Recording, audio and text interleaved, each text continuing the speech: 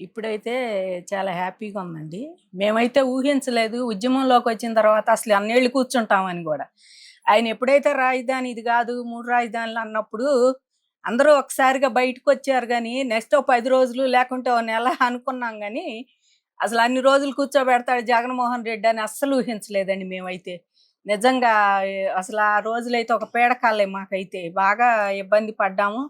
ఎవరికాళ్ళం ఉద్యమం అంటే అది నిజంగా ఉద్యమం అంటారండి. మేము చేసింది నిరసనేనండి. మేము ఉద్యమం ఏం చేయలేదు.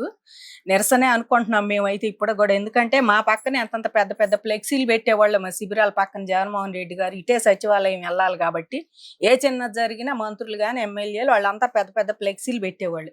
ఒక్క మరకు కూడా ఒక చిన్న డాగ్ గూడా పడకుండా మేము అన్నాళ్ళు ఒక పబ్లిక్ ఆస్తులు గాని, ప్రైవేట్ ఆస్తులకు గాని ఏమాత్రం నష్టం కలగకుండా మేము అన్నేళ్ల పాటు కూర్చున్నా నిజంగా మా నిరసనకి జగన్మోహన్ రెడ్డి గారు దిగి రాలేదండి.